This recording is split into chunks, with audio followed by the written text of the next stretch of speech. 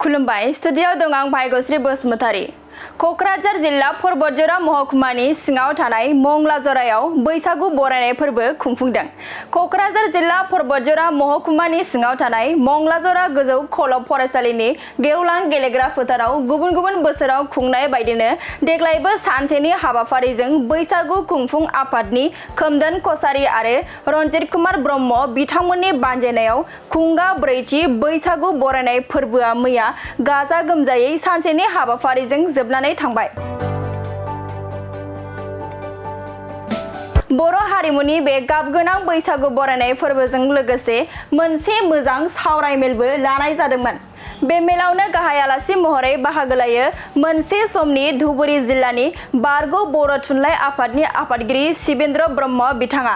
लोगोसे बाहागो लाबावो मंगलाजरा दख'रा बर' समाज आफादनि आफादगिरि बिश्वनाथ बसुमतारी आरो परबतजरा जिल्ला हारिमु आफादनि आफादगिरि गसाइ खुंगुर ब्रह्म बिथांजों लोगोसे मंगलाजरा गोजौ फरायसालिनि लेङाइ फोरोंगिरि गौरीकान्त ब्रह्म बिथांमोननि बाहागो लानायखौ नुनो मोननाय जादों। मख'नो गोनांदि बैसागु खुंफुं आफाद आरो मंगलाजरा दख'रा एबसु आफादा बिटिआर सरकारनिफ्राय महरगिरि बान्था मोननो हानाय परबतजरा हालामनि मंगलाजरा बेन्दोंआव थानाय हावरिजरा गामिनि थागिबि अमिय कुमार बसुमतारी बिथांखौ बरायदों।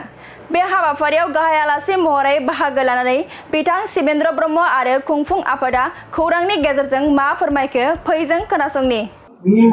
मिडियानि गेजेरजों आङो बयबो बांला गोदान बोसोर 1432 मायथाइ बिनि गोजोन आरो खौसेथिखौ हामलायनानै बयनिसिमबो आंनि सिबिनाय आरो खुलुमनायखौ बे समाव जासिहरदों।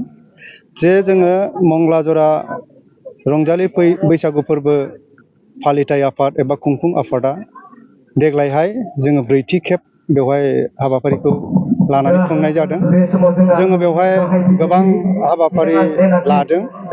फुंनि समाव जों मिथिनाय बायदियै बैसागनि 5 अक्ट'खालि जोंनि गुरुदेव कालिचरन ब्रह्मनि जोनोम सान, बेजोंनो लोब्बा लाखिनानै जोङो फुङावहाय जग्याहुति होनाय जाबाय। बेनि उनाव जोङो हारिमुआरि बादायलायनाय जों हाबाफारि लादों आरो बिनि उनाव जोङो गेवलां मेल। दा गेवलां मेलाव जोङो गाहाय आलासि महरै मोनदों जोंनि परबतजराया आगोलावहाय धुबुरी जिल्लामोन हिसाबै जोंनाव आगोलाव धुबुरी जिल्ला बर' थुनलाइ आफाद दंमोन। दा बे आगुनि धुबुरी जिल्ला बर' थुनलाइ आफादनि मानाव गेदेर बारग' आफादगिरि शिबेन्द्रनाथ ब्रह्म सारखौ जोङो बेवहाय गाहाय आलासि महरै मोननो हादों आरो गेवलां मेल बेखेवगिरि महरै जों मोननो हादों जोंनि मंगलाजरा गुदि बर' थुनलाइ आफादनिनो आफादगिरि बिमल कुमार ब्रह्म सारखौ।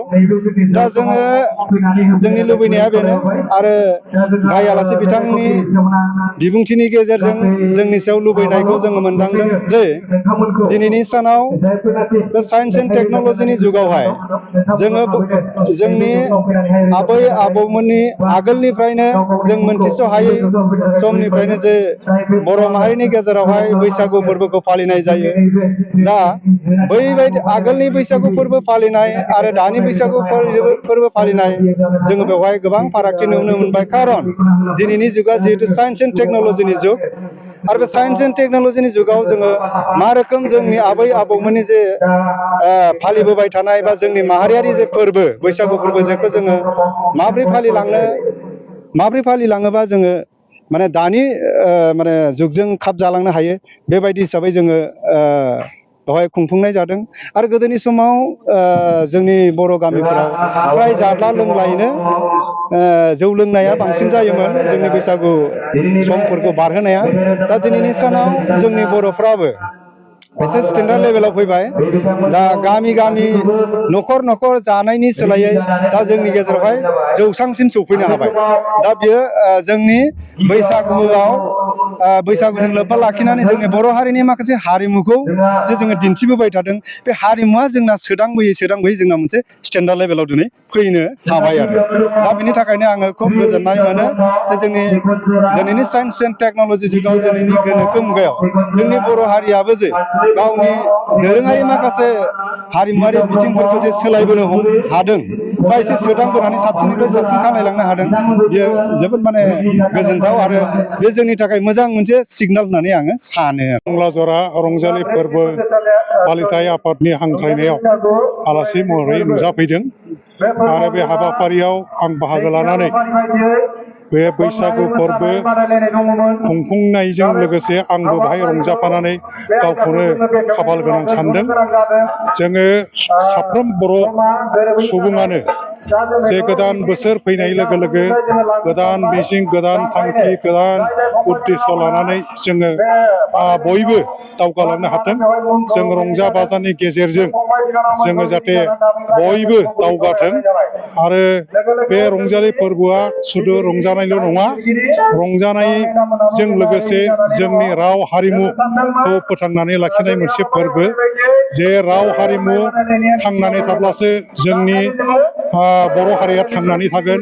बेनिखायनो रंजालि फोरबोनि सानाव जोङो साफ्रोम बर' सुबुङानो गाव गावनि गाननाय जोमनाय हारिमुखौ गानै मोसायै गाव गावनि दामजु सेरजा सिफुं जथा खाम गंगोना बेफोरखौ दामनानै गावनो रनसायनाय मेथाइ आरो गावनो मोसानायजों जोङो ज' बेजों बे बयबो रंजालायनांगौ। रंजानायनि गेजेरजों जोङो गेदेरखौ मान होनांगौ आरो उन्दैखौ जोङो बोर होनांगौ आरो बिदिबानो जोङो जोंनि जे रंजालि बैसागु फोरबो फालिनायजों लोगोसे जोंनाव खौसेथि फैगोन, अनलायनाय फैगोन, जाथिनि हारि माहारिनि जौगानाय फैगोन। जोङो बेनिखायनो जोङो गोदान बोसोराव आबाद मावनायनि सिगांनो जोङो साखा फारा खालामनानै जोङो गाव गावनि गोसोनि साननाय हनाय लुबैनाय हास्थायनायखौ गोसोखांनानै जोङो खनै मोसानै रंजानाय जायो बे बैसागु बोथोराव। गोदोनि रंजालि बैसागु फोरबोनाय आरो दानि रंजालि बैसागु फोरबोनायनि गेजेराव गोबां फारागथि नुनो मोनो। गोदो लांदां जायगायाव लांदाङै गस्ला गानाबालानो मोसानाय मुसुरनाय दामनाय देनाय जोंनि गावनि दामजुजों दामनानै जोङो मेथाइ खननाय मोसानाय नुनो मोनोमोन। खिन्थु आथिखालि बे लांदां जे बैसागु बियो जौस्राङाव फैबाय। खिन्थु जौस्राङाव फैनाय लोगो लोगो बियो दा जोंनि रेडिमेड गान रेडिमेड दामनाय देनाय खननायजोंल' जों मोसानाय रंजानाय नुनो मोनो।